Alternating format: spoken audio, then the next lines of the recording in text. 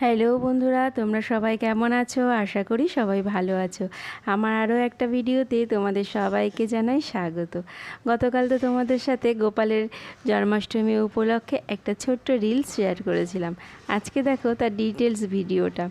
সকালবেলায় তো সবার প্রথমে মা আর বোন দুজনে গোপালকে সুন্দর করে সাজিয়ে নিয়েছে, মানে অঙ্গরাজ করেছে। তারপরে এক হাতে নাড়ু, তালের বড়া, তালের ক্ষীর, তারপরে ক্ষীরের পায়েস, মানে চালের পায়েস না, ক্ষীর করেছে, মানে যেটা ননি, গোপালের সব থেকে পছন্দের খাবার, সেটা করেছে।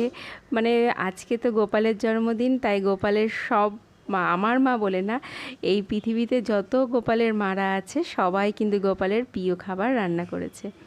আর এই দেখো গোপালের তারপরে অভিষেকের জন্য সমস্ত সামগ্রী সাজিয়ে নিয়েছে।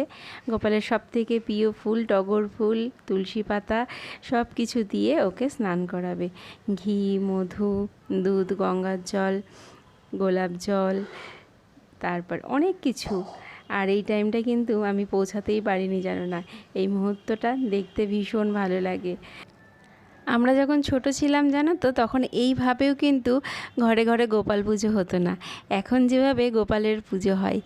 আমরা দেখতাম জন্মাষ্টমী উপলক্ষে মা তালের বড়া, লুচি, সুজি এই সমস্ত করে ঠাকুরকে নিবেদন করত। কিন্তু দেখো এখন ওই যে বলে না, ফোন ফোন দেখে অনেক কিছু মানুষ শিখছে, জানো না, আর বেশ ভালোও লাগে এগুলো করতে।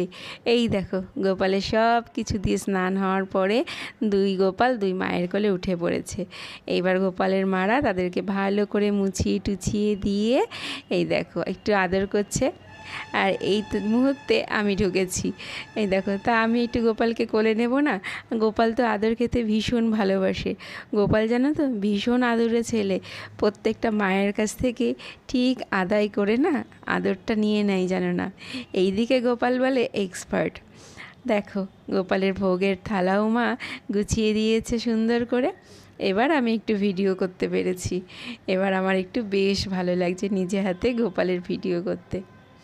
আর জন্মদিন বেলুন থাকবে না তাই হয়, বেলুন দিয়েও ওকে একটু সাজানো হয়েছে সিংহাসনটাকে। দেখো কত মিষ্টি লাগছে।